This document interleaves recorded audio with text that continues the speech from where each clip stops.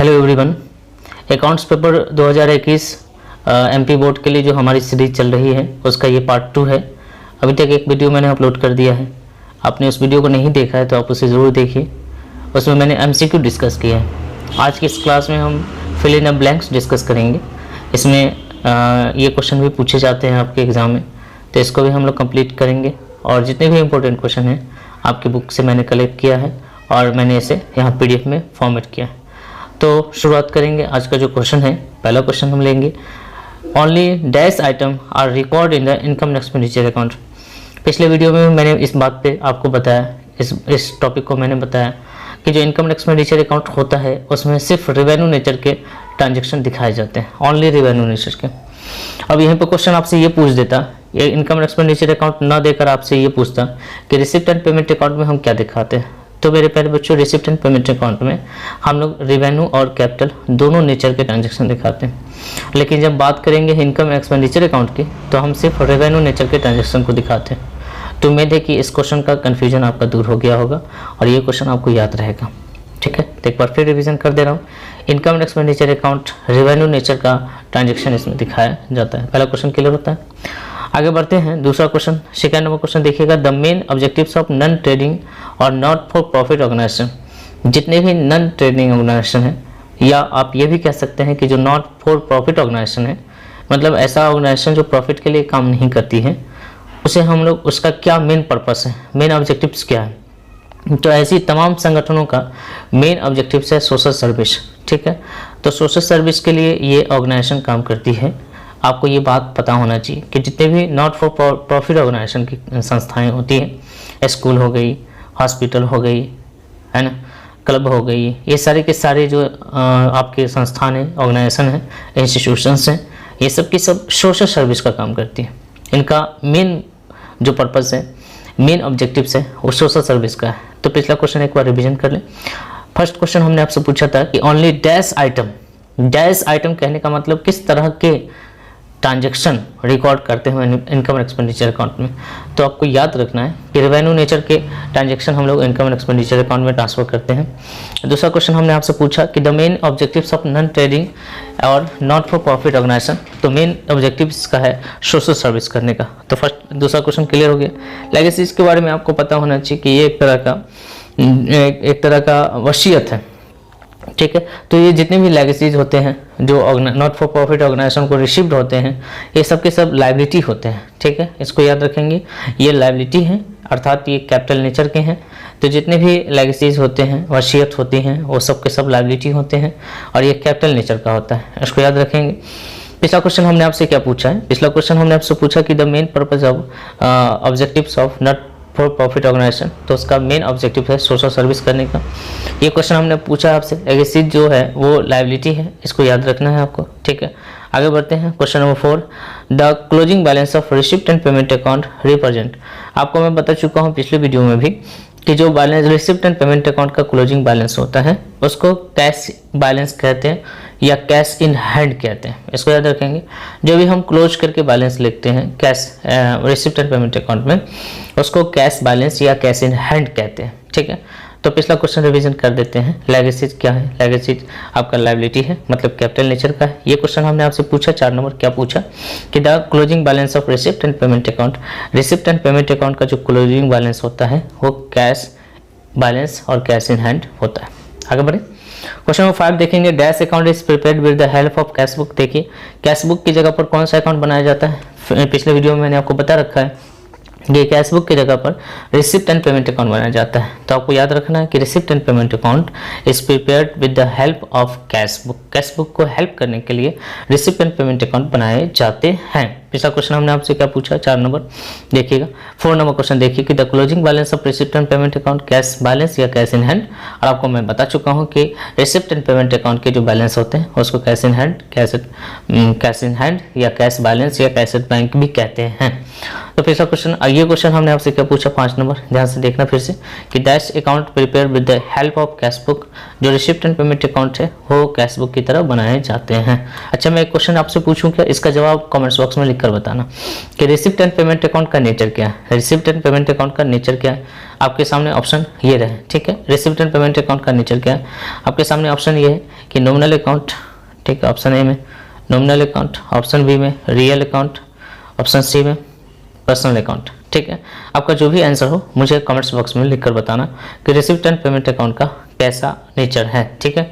चलिए आगे बढ़े, अगले क्वेश्चन की तरफ बढ़ते हैं। Question number 6, the registration of partnership firm, partnership form का रजिस्ट्रेशन क्या वो कंपलसरी है, क्या वो वॉलंटियरी है। तो आपको याद होगा मैंने आपको बताया पिछले वीडियो में कि जो पार्टनरशिप का फॉर्म का एग्रीमेंट जहाँ तक सवाल है वो वॉलंटियरी है, आप चाहें तो करें, ना चाहे तो ना करें, कोई दिक्कत नहीं है, ठीक है।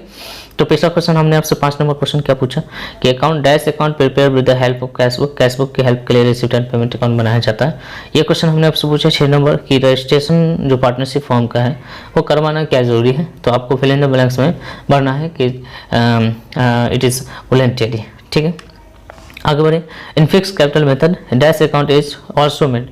फिक्स कैपिटल मेथड में आपको पता है कि कैपिटल अकाउंट का जो बैलेंस अकाउंट जो बनेगा उसके अलावा हमारा करेंट अकाउंट भी बनेगा, ठीक है, याद रखेंगे। फिक्स कैपिटल मेथड में कैपिटल अकाउंट के साथ साथ ऑल्सो मेड करेंट अकाउंट, ठीक है। तो करेंट अकाउंट को भी हम लोग बनाते हैं, ठीक है। तो इसको याद रखना है, in fix capital method current account is also made, ठीक है। करेंट अकाउंट को हम फिक्स कैपिटल अकाउंट के अलावा भी बनाते हैं जब आपका कैपिटल फिक्स होगा। तो कैपिटल अगर फिक्स होगा तो 2 अकाउंट आपको ओपन करने पड़ेंगे, एक तो कैपिटल अकाउंट हो गया, दूसरा करेंट अकाउंट हो गया। तो यहाँ ऑल्सो मेड की बात कर रहे हैं, कैपिटल अकाउंट के अलावा कौन सा अकाउंट बनाया जाता है, तो करेंट अकाउंट, आपको याद रखना है। तो छठा क्वेश्चन रिवीजन करते हैं। छठा क्वेश्चन हमने आपसे क्या पूछा कि the registration of partnership form voluntary. ये क्वेश्चन हमने आपसे पूछा कि in fix capital method account is made current account, ठीक है ना। फिक्स कैपिटल मेथड में 2 अकाउंट बनता है, करेंट अकाउंट भी उसके साथ साथ, ठीक है। आगे बढ़ते हैं, द पार्टनरशिप ऑर्गेनाइजेशन विथ, ठीक है, no compulsory. Partnership organisation compulsory नहीं है, तो इसको याद रखना है, नॉट कंपलसरी। पार्टनरशिप रजिस्ट्रेशन यहाँ होना चाहिए, पार्टनरशिप रजिस्ट्रेशन जो है रजिस्ट्रेशन विथ नॉट कंपलसरी, याद रखेंगे इसको। चलिए क्वेश्चन नंबर 9 देखते हैं, by product method interest on drawing. Interest on, देखिए इंटरेस्ट ऑन ड्राइंग जब हम लोग निकालते हैं ना उसमें एक मेथड बनता है प्रोडक्ट मेथड का। तो इंटरेस्ट ऑन ड्राइंग निकालने के लिए हम लोग कई बार प्रोडक्ट मेथड का यूज करते हैं। तो यही क्वेश्चन आपसे पूछा है कि by product method interest on dash is calculated. Product method के सहारे, प्रोडक्ट मेथड के द्वारा हम किसको कैलकुलेट करते हैं, किसके इंटरेस्ट को कैलकुलेट करते हैं। तो प्रोडक्ट मेथड का जो सवाल आता है वो ड्राइंग में आता है। जब आप ड्राइंग की बात करते हो, जब आप इंटरेस्ट ऑन ड्राइंग की बात करते हो ना, तो उस समय हम लोग निकालते हैं, है ना, प्रोडक्ट मेथड का इस्तेमाल करते हैं जब डेट अलग अलग तारीख में निकाला गया हो, है ना, अलग अलग डेट में निकाला गया हो ड्राइंग। हालांकि आपने इसका प्रैक्टिकल भी बनाया होगा।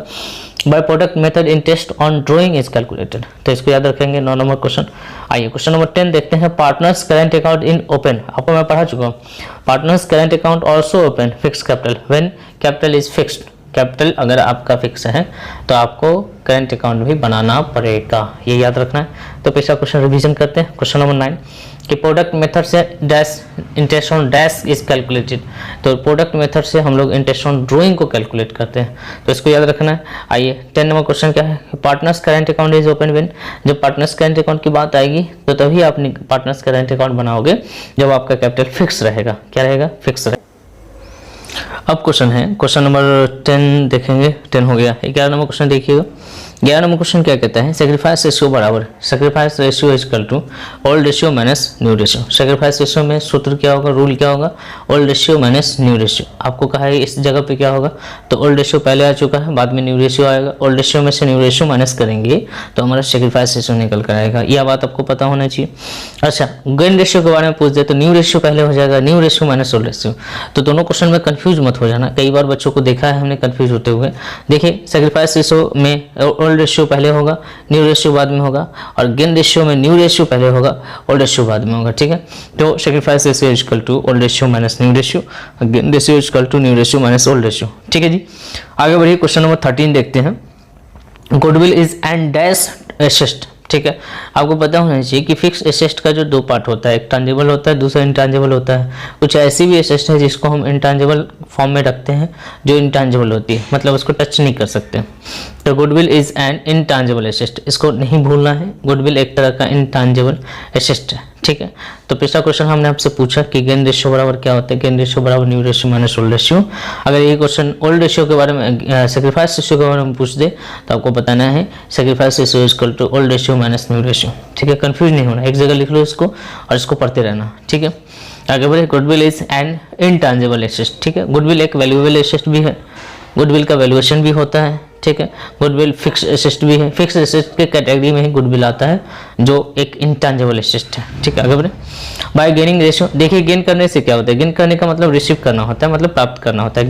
गेनिंग रेशियो करने से आपका जो ओल्ड रेशियो है ओल्ड पार्टनर का वो इंक्रीज कर जाएगा। सिंपल सी बात है भाई, आपके पास कुछ शेयर है, अगर आप लेते हो, गेन करने मतलब लेते हो, तो पुराना शेयर बढ़ जाएगा आपका, इंक्रीज कर जाएगा। इंक्रीज मतलब बढ़ जाना होता है और डिक्रीज मतलब घट जाना होता है। तो पिछला क्वेश्चन हमने आपसे 13 नंबर क्या पूछा कि goodwill is an asset, goodwill एक तरह का इंटेंजिबल एसेट है, ठीक है। ऑप्शन में अगर फिक्स है तो फिक्स का ही ये कैटेगरी है, तो फिक्स भी लगा सकते हैं, कोई दिक्कत नहीं है, ठीक है। आइए, by gaining ratio there is an dash in the ratio of old ratio, ठीक है। गेनिंग रेशियो करने से क्या होगा ओल्ड रेशियो में, तो ओल्ड रेशियो बढ़ जाएंगे, सिंपल है। आइए क्वेश्चन नंबर 15 देखते हैं। Life insurance reserve fund is transfer to dash account, life insurance का जो रिजर्व फंड होता है उसको पार्टनर्स के अकाउंट में हम लोग ट्रांसफर कर देते हैं, तो भूलना नहीं इसको, ठीक है। फिर से क्वेश्चन रिवीजन करते हैं, क्वेश्चन नंबर 14 रिवीजन करते हैं। 14 देखिएगा कि by gaining ratio, gaining ratio करने से मतलब गेनिंग रेशियो द्वारा there is an increase in the ratio of old partner, ठीक है। ओल्ड पार्टनर का जो भी रेशियो है उसमें इंक्रीजमेंट हो जाएगा, मतलब वृद्धि हो जाएगी। कब हो जाएगी, जब गेनिंग रेशियो होगा, मतलब जब आप गेन करेंगे। क्वेश्चन नंबर 15 हमने आपसे क्या पूछा, life insurance reserve is transfer to dash capital account, तो भाई पार्टनर्स कैपिटल अकाउंट, बहुत सिंपल सा क्वेश्चन है। आइए पिछला अगला क्वेश्चन देखते हैं। Revaluation profit at the time of retirement, retirement के समय की बात हो या डेथ के समय की बात हो या आपको एडमिशन के समय की बात हो, तो रिवैल्यूएशन अकाउंट का जो बैलेंस होता है उसको ओल्ड रेशियो में डिस्ट्रीब्यूट करते हैं, ये हमेशा याद रखना। ओल्ड रेशियो में रिवैल्यूएशन अकाउंट का जो बैलेंस होता है वो चाहे वो एडमिशन की बात हो, रिटायरमेंट की बात हो, जो भी बात हो, जिस स्टेज पे करना हो, ये सब के सब क्या है ओल्ड रेशियो में डिस्ट्रीब्यूट होते हैं, ठीक है। तो पिछला क्वेश्चन देखते हैं कि life insurance reserve fund is transfer to partners capital account. ये क्वेश्चन हमने आपसे क्या पूछा अभी कि रिवैल्यूएशन प्रॉफिट और at the time of retirement of a partner is transfer to old ratio, ठीक है, याद रखेंगे। रिवैल्यूएशन अकाउंट क्या है, तो रिवैल्यूएशन अकाउंट एक तरह का नॉमिनल अकाउंट है, क्योंकि आप जानते हैं कि जितने भी प्रॉफिट और लॉस से जुड़े हुए खाते होते हैं और सबके सब नॉमिनल अकाउंट होते हैं। तो रिवैल्यूएशन अकाउंट में भी जो एसेट होता है उसका रिवैल्यूएशन करने के बाद जो लायबिलिटी है उसका रीअसेसमेंट करने के बाद जो प्रॉफिट और लॉस बचता है उसको हम लोग रिवैल्यूएशन अकाउंट में ट्रांसफर करते हैं। That means revaluation account is a nominal account, ठीक है, related to profit and loss account, ठीक है, वो प्रॉफिट एंड लॉस से रिलेट करता है, इसलिए ये भी एक तरह का नॉमिनल अकाउंट है। अच्छा, मैंने कंफ्यूजन को दूर करने के लिए अगला क्वेश्चन भी लिखा है, रियलाइजेशन अकाउंट क्या है। देखो, रिवैल्यूएशन अकाउंट हम लोग कंपनी में, बिजनेस में eight the time of admission मतलब रिकंस्ट्रक्शन के समय बनाते हैं रिवैल्यूएशन अकाउंट, लेकिन जो रियलाइजेशन अकाउंट है वो डिसोल्यूशन और पार्टनरशिप फॉर्म के समय बनाते हैं। तो हालांकि दोनों का पर्पस देखना, दोनों का पर्पस है संपत्तियों और कर्जों से लाभ हानि निकालना, ठीक है। तो लाभ हानि निकालना दोनों का पर्पस है, तो ये भी लाभ हानि से जुड़ा है, ये भी लाभ हानि से जुड़ा हुआ है। तो रिवैल्यूएशन अकाउंट भी नॉमिनल अकाउंट है और रियलाइजेशन अकाउंट भी नॉमिनल अकाउंट है, तो इसको याद रखना। आगे बढ़े, क्वेश्चन नंबर 19 देखिए, dash account is open dissolution of partnership form, बहुत इजी क्वेश्चन है। अभी जस्ट मैंने आपको बताया कि रियलाइजेशन अकाउंट को हम लोग मेनली तब बनाते हैं जब हम फॉर्म को बंद करते हैं, मतलब डिसॉल्व करते हैं, डिसोल्यूशन करते हैं, फॉर्म को बंद कर देते हैं, उस समय हम लोग को रियलाइजेशन अकाउंट खोलना पड़ता है। तो पिछला क्वेश्चन हमने आपसे पूछा इसी के बारे में कि रियलाइजेशन अकाउंट का क्या नेचर है, तो आपका आंसर होगा nominal account. Realisation account nominal account है। इसके अलावा हमने आपसे पूछा कि realisation account is open on dissolution of partnership firm, partnership firm के डिसोल्यूशन के समय हम लोग रियलाइजेशन अकाउंट बनाते हैं। क्लियर, आगे बढ़े, चलिए तो क्वेश्चन नंबर 20 देखते हैं। ऑन डिसोल्यूशन ऑफ फॉर्म के डिसोल्यूशन के समय, जिस समय फॉर्म बंद होती है, बिजनेस बंद होता है, तो जो बैंक ओवरड्राफ्ट है अपना, बैंक ओवरड्राफ्ट उसको कहाँ ट्रांसफर करते हैं, तो उसको रियलाइजेशन अकाउंट में ट्रांसफर करते हैं, क्योंकि ये भी एक तरह का लायबिलिटी है। जितनी भी बाहरी लायबिलिटी है सबको रियलाइजेशन अकाउंट में ट्रांसफर करते हैं, इसको भूलना नहीं, याद रखना। तो on dissolution of firm bank overdraft is transfer to realisation account. Question number 21 देखते हैं। After dissolution of firm partners can transfer their own business, partner चाहे तो इसको ट्रांसैक्ट कर सकता है ओन बिजनेस को, अगर पार्टनरशिप फॉर्म को डिसॉल्व किया जाता है तो। ठीक है। तो क्वेश्चन नंबर 20 हमने आपसे क्या पूछा कि on dissolution from bank overdraft की बात करें या अदर कोई भी कर्ज की बात करें, वो सब के सब रियल एस्टेट अकाउंट में ही ट्रांसफर होंगे, इसमें मिस होने का कोई चांस नहीं है। आगे बढ़ेंगे। After dissolution of partnership form partners can ट्रांजेक्ट there own business को वो ट्रांजेक्ट कर सकता है, कोई दिक्कत नहीं है इसमें। 22 देखिए dissolution of form leads the dissolution of partnership form. देखिए डिसोल्यूशन ऑफ जो फॉर्म है वो लीड्स करता है डिसोल्यूशन ऑफ पार्टनरशिप फॉर्म को, पार्टनरशिप को भी बंद कर देता है, ठीक है। अगर आप फॉर्म को बंद करेंगे तो वहां पे पार्टनरशिप भी बंद हो जाएगी, इसमें कोई शक नहीं है, ठीक है। आगे बढ़े, अगले क्वेश्चन की तरफ बढ़ते हैं। गुडविल ट्रांसफर करते हैं। गुडविल को भी, चूंकि ये एसेट है, गुडविल को भी जिन एसेट से हमारी वसूली होनी है, चाहे वो गुडविल हो, बिल्डिंग हो, फर्नीचर हो, मशीनरी हो, कैश हो, सॉरी कार हो, etc, जितने भी टांजेबल हो, इंटांजेबल हो, जिससे हमें पैसे वसूल करने हैं, वो सब के सब हम रियल एस्टेट अकाउंट में ट्रांसफर करेंगे, इसमें कोई कंफ्यूजन नहीं होना चाहिए। आगे बढ़ते हैं। तो पिछला क्वेश्चन हमने आपसे क्या पूछा कि dissolution of partnership firm leads dissolution of partnership firm को डिसॉल्व करने का मतलब यह है कि पार्टनरशिप फॉर्म भी डिसॉल्व हो रही है, पार्टनरशिप भी डिसॉल्व हो रही है, फॉर्म भी डिसॉल्व हो रही है और पार्टनरशिप भी डिसॉल्व हो रही है। मतलब दुकान भी खत्म हो रहा है, दुकान को चलाने वाले भी खत्म हो जाएंगे, वहां से उनके रिलेशन खत्म हो जाएंगे, एक्चुअली वो नहीं खत्म हो जाएंगे। आगे बढ़ते हैं। गुडविल ट्रांसफर करते हैं। गुडविल भी एक तरह का संपत्ति है और इससे भी हमें पैसे वसूल करने होते हैं, इसलिए इसको भी रियल एस्टेट अकाउंट में ट्रांसफर करते हैं। क्वेश्चन नंबर 24 देखिए share holder have the rights to the vote on each proposal. कौन सा शेयर होल्डर है जिसको पूरी तरीके के हर मामले में वोट करने का अधिकार है, बोलने का अधिकार है? तो ये एक ही शेयर होल्डर है जो जिसका नाम है इक्विटी शेयर होल्डर। तो जितने भी इक्विटी शेयर होल्डर होते हैं वो कंपनी के ऑनर होते हैं, रियल ऑनर कहते हैं, ऑथेंटिक ऑनर कहते हैं इनको, ठीक है। और इनको पूरा राइट है वोट करने का, इक्विटी शेयर होल्डर को, ठीक है। तो आगे बढ़े, अगला क्वेश्चन देखते हैं। डैश आर ट्रीटेड और as a owner of a company. Owner of a company के लिए हम किसको ट्रीट करते हैं? अभी जैसे हमने आपको बताया कि इक्विटी शेयर होल्डर जिसने इक्विटी शेयर लिया है, खरीदा है, वो ऑनर ऑफ द कंपनी होते हैं, ठीक है। वास्तविक ऑनर इन्हीं को कहा जाता है। तो 24 देखिए, रिवीजन करता हूँ। Dash share have the right to vote. जो ऑनर होगा उसी को राइट है वोट करने का। सिंपल सी बात है कि जो ऑनर है वही वोट करने का उसको राइट है, बाकी लोगों को राइट नहीं है। तो इक्विटी शेयर होल्डर को राइट है, वो ऑनर है। दोनों क्वेश्चन थे। आपसे ये क्वेश्चन क्या पूछा गया? 25 नंबर देखिएगा। Dash are treated as a owner of a company. Company के ऑनर कौन होते हैं? तो इक्विटी शेयर होल्डर होते हैं, बहुत सीधी सी बात है। 26 is always fully paid. Stock जो होता है, शेयर और स्टॉक में फर्क ये है कि शेयर में जो पैसे हैं वो इंस्टॉलमेंट में दिए जा सकते हैं, स्टॉक के पैसे फुल आपको देने हैं, ठीक है, या लेने हैं। तो stock is always full paid up, ठीक है। तो क्वेश्चन नंबर 25 क्या था? Dash are treated as a owner of a company, equity share holder. Dash stock is always fully paid up, ठीक है, स्टॉक को ऑलवेज फुली पेड में डाला जाता है। 27 देखिए। Company is an dash created by law. Company एक तरह का आर्टिफिशियल पर्सन है, ठीक है। आर्टिफिशियल पर्सन मतलब ये, इसको किसी तरीके से आप डेट नहीं कर सकते, ठीक है। ये आर्टिफिशियल पर्सन है और ये हमेशा जिंदा रहेगा, ठीक है। कंपनी भी हमेशा जिंदा रहेगी। तो company is an artificial credit by law, ठीक है। कानून के तहत कंपनी एक आर्टिफिशियल पर्सन है, ओके। 28 देखते हैं। On the winding of a company share holder are return the capital first. किस कंपनी शेयर होल्डर को हम अगर किसी कंपनी को बंद कर देते हैं तो उस समय में सबसे पहले जो किस शेयर होल्डर को कैपिटल की वापसी होगी? कैपिटल सबसे पहले हम किस शेयर होल्डर को वापस करेंगे? तो याद रखना है प्रेफरेंस। नाम से ही स्पष्ट है कि सारी चीज़ों में प्रेफरेंस उनको मिलेगा।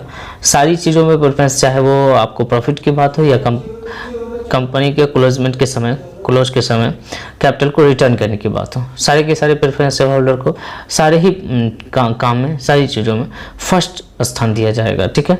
उनको प्रायोरिटी दी जाएगी। तो आपका आंसर क्या होगा? 28 में प्रेफरेंस है। चलिए पिछला क्वेश्चन रिवीजन करते हैं। 27 company is an dash artificial person है, ठीक है। कंपनी क्या? एक आर्टिफिशियल पर्सन है। आपसे क्वेश्चन हमने पूछा कि कंपनी की वापसी, कंपनी जिस समय बंद होती है उस समय कैपिटल की जो वापसी होती है वो सबसे पहले प्रेफरेंस शेयर होल्डर को होती है। 29 नंबर देखिएगा।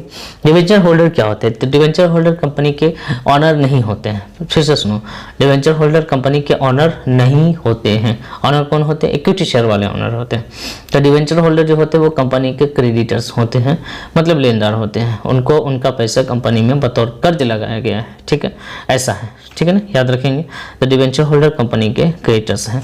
तो पिछला क्वेश्चन हमने आपसे क्या पूछा कि on the winding of company, company को जिस समय आप बाइंड करेंगे, बंद करेंगे, तो share holder are return the capital first, किस शेयर होल्डर को सबसे पहले हम लोग कैपिटल को की वापसी करेंगे? तो प्रेफरेंस शेयर होल्डर, इक्विटी और प्रेफरेंस दो ही तरह के शेयर का काम करना है हमको। तो इक्विटी शेयर होल्डर को debenture holder of the company, sorry preference share holder वालों को पहले वापस करेंगे। 29 नंबर क्वेश्चन हमने क्या पूछा आपसे कि debenture holder dies of a company creditors है। आपसे ये पूछा, फिर से ये पलट के मैंने पूछा कि क्रेडिटर्स ऑफ द कंपनी, एक क्वेश्चन ये था, इसी का क्वेश्चन मैंने पलट के पूछा है कि creditors of the company, company के किस धारक को हम लोग क्रेडिटर्स के नाम से जानते हैं?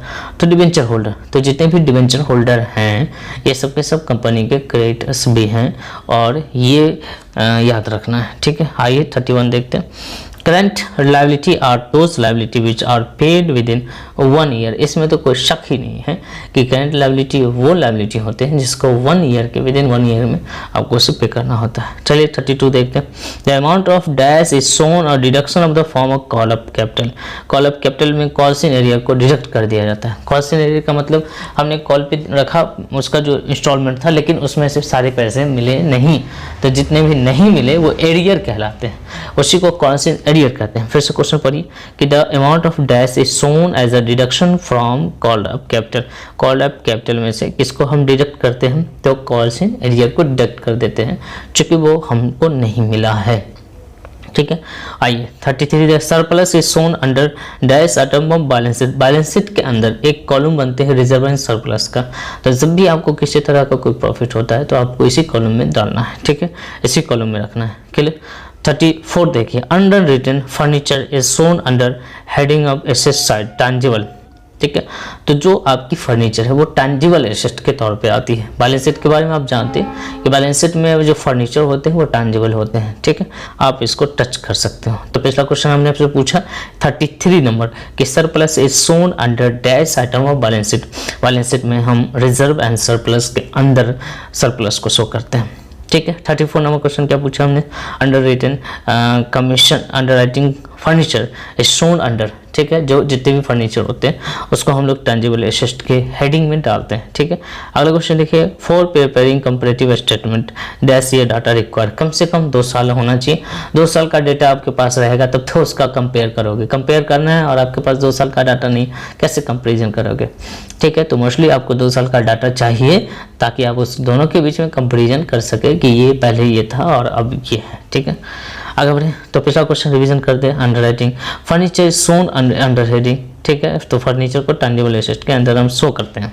दूसरा क्वेश्चन हमने आपसे पूछा 35 for preparing comparative statement there are 2 year available, ठीक है, तो कम से कम 2 साल का ईयर का डाटा जो है अवेलेबल होना चाहिए। आगे बढ़े 36 in common size statement the item of liability are expected in the percentage of total liability। total liability पर ही liability के सारे आइटम का परसेंटेज हम निकाल सकते हैं, इसमें कोई दिक्कत नहीं है, ठीक है, जब कॉमन साइज स्टेटमेंट बनाते हैं। तो आई financial analysis dash the qualitative and quantitative aspects. तो ये मेजर्स होते हैं, मेजर करने का काम करता है। Financial analysis measure the qualitative और क्वांटिटेटिव एक्सपेक्टेशन, ठीक है। तो जितने भी फाइनेंशियल एनालिसिस है वो मेजरमेंट करने का काम करते हैं, ठीक है। तो याद रखेंगे इसमें आंसर क्या होगा? मेजर, ठीक है। आगे बढ़ते हैं। The information of financial position of the balance sheet received in financial statement. Financial statement से आपको फाइनेंशियल जितने भी रिकॉर्ड है वो आपको मिल जाएंगे, ठीक है। इसी फाइनेंशियल स्टेटमेंट को मेरे प्यारे बच्चों बैलेंस शीट के नाम से जानते हैं। अब देखिए आगे बढ़ने से पहले मैं आपको बता दूं कि अगर आपने अभी तक चैनल को लाइक नहीं किया है, वीडियो को लाइक नहीं किया है, तो लाइक कर लें, चैनल को सब्सक्राइब भी कर लें और वीडियो को ज़्यादा से ज़्यादा अपने दोस्तों तक शेयर करें ताकि इसका वीडियो अगला पार्ट में जल्द ही इसको लेकर आ जाऊँ, ताकि आपका एग्ज़ाम से पहले बेहतरीन रिविज़न हो जाए आपके लिए और आप अच्छी तरीके से एग्ज़ाम को क्वालिफाई करके आओ, ठीक है। तो आगे बढ़ें, अगला क्वेश्चन समझ गए। 38 the information of financial position in the business receipt financial statement. Financial statement से हमें फाइनेंशियल पोजीशन का ये जानकारी होती है। अच्छा, इसी फाइनेंशियल स्टेटमेंट को हम लोग बैलेंस शीट के नाम से जानते हैं। आगे बढ़े। कॉस्ट ऑफ गुड्स सोल्ड निकालने के लिए क्या करेंगे? कॉस्ट ऑफ गुड्स सोल्ड निकालने के लिए आपको opening stock plus net purchase plus direct expenses minus क्या करते हैं? आपसे पूछा है कि ओपनिंग स्टॉक प्लस करते हैं, नेट परचेज को प्लस करते हैं, प्लस डायरेक्ट एक्सपेंसेस को जो माल पे होती है उसको प्लस करते हैं, तो माइनस किसको करते हैं? तो माइनस करते हैं क्लोजिंग स्टॉक को, ठीक है, इसको याद रखेंगे। अगला क्वेश्चन हमने आपसे पूछा कि द आइडियल करंट रेशियो, मैं बार बार बता चुका हूँ और कई बार मैंने आपसे पूछा है कि आइडियल करंट रेशियो वो 2:1 है, लेकिन क्विक की बात जब हम करेंगे तो आइडियल क्विक रेशियो 1:1 ही होगी, इसको याद रखना। आगे बढ़ते हैं 41, in current ratio relation of the current asset stabilise with current liability. देखिए करंट रेशियो का सूत्र याद है कि आपको, करंट रेशियो का सूत्र होता है current asset upon current liability, यही तो संबंध है करंट एसेट का करंट लायबिलिटी के साथ। तो आपसे क्वेश्चन पूछा है कि in current ratio relation of current asset is stabilise with current liability. Current ratio निकालने के लिए करंट एसेट का जो स्टेबलाइजेशन होता है उसका जो रिलेशन बनता है वो करंट लायबिलिटी के साथ बनता है। आगे बढ़े, अगला क्वेश्चन देखते हैं 42, डेब्ट equity ratio measure solvency long term. देखिए डेब्ट का मतलब लॉन्ग टर्म कर्जा होता है, तो डेब्ट एक सॉल्वेंसी रेशियो है, लॉन्ग टर्म का सॉल्वेंसी, इसको याद रखना है, ठीक है।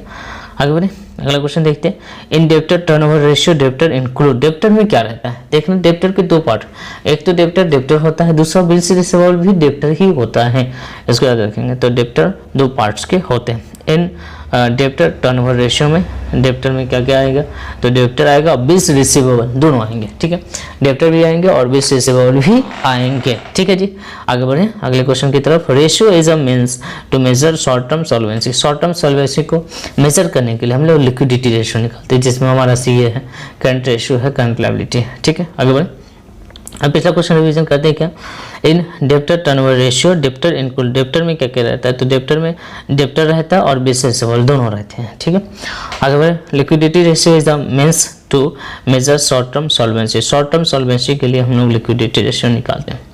अकाउंटिंग स्टैंडर्ड 3, अकाउंटिंग स्टैंडर्ड 3 में कैश फ्लो स्टेटमेंट कितने प्रकार के होते हैं, मतलब कैश के आने और जाने का कितना स्रोत होता है, तो एक तो होता है ऑपरेटिंग रेशियो, एक होता है इन्वेस्टिंग रेशियो, एक होता है फाइनेंशियल रेशियो की जगह एक्टिविटी होनी चाहिए, ऑपरेटिंग एक्टिविटी, इन्वेस्टिंग एक्टिविटी और फाइनेंशियल। आपको बस काउंटिंग याद रखना कितने होते हैं, तो 3 होते हैं, ठीक है, 3 होते हैं, याद रखेंगे इसको। तो 3 होते हैं भाई, कैश एक्टिविटी 3 प्रकार के होते हैं, ठीक है, एक होता है ऑपरेटिंग, इन्वेस्टिंग और फाइनेंशियल, तीनों प्रकार के तीनों तरीके से सामान आते हैं, ठीक है, पैसे आते हैं, सॉरी। आगे बढ़े 46, सेकेंड लास्ट क्वेश्चन है, capital structure of the form change in borrowed is a dash activity, financial activity, ठीक है, इसको याद रखेंगे कि capital structure of form and change in borrowings is financial activity है ना। कैपिटल स्ट्रक्चर में जो चेंज होता है, बोरोइंग्स में जो चेंज होता है, उसको हम लोग फाइनेंशियल एक्टिविटी के रूप में रखते हैं। आगे बढ़े 47, the increase in current asset while calculating cash proportion operations in deducted from profit. Profit से हम लोग ऑपरेशनल प्रॉफिट, ऑपरेटिंग प्रॉफिट होना चाहिए। यहाँ पे the increase in current asset while calculating cash from operating is deducted, ठीक, operating profit में से हम लोग इसको डिडक्ट कर देते हैं, किसको, तो अगर हमारे किसी करंट एसेट में इंक्रीजमेंट होती है, तो जब हम लोग कैश फ्लो स्टेटमेंट बनाते हैं ना, तो कैश फ्लो स्टेटमेंट में जो हमारा ऑपरेटिंग प्रॉफिट रहता है उसमें से जो हमारा करंट एसेट में जो भी इंक्रीजमेंट है उसको लेस कर देते हैं, संपत्ति के इंक्रीजमेंट को लेस कर दे, उल्टा काम करते हैं, संपत्ति के इंक्रीजमेंट को लेस कर देते हैं और कर्ज के इंक्रीजमेंट को ऐड कर देते हैं, ठीक है। आगे बढ़े, तो ये लास्ट क्वेश्चन था, इसके बाद हमारा ट्रू फॉल्स वाला कॉलम है, तो इसको पहले तो याद कर लीजिए, पिछला वीडियो में मैंने प्रोवाइड कर दिया है, ठीक है। एक बार फिर मैं बता दूं कि वीडियो को लाइक करना जरूरी है, इसके अलावा बेल आइकन भी प्रेस करें ताकि आने वाला नोटिफिकेशन आप तक पहुंच सके टाइमली और आप इसका फ़ायदा ज़्यादा से ज़्यादा उठाएं और अपने दोस्तों के साथ शेयर तो कर ही दें, यह ज़रूरी है करना, शेयर ज़रूरी है, आपको शेयर करना है ताकि वीडियो ज़्यादा से ज़्यादा बच्चों तक पहुँच सके और इसका सही फ़ायदा हर बच्चे तक मिल सके, ठीक है। मिलते हैं।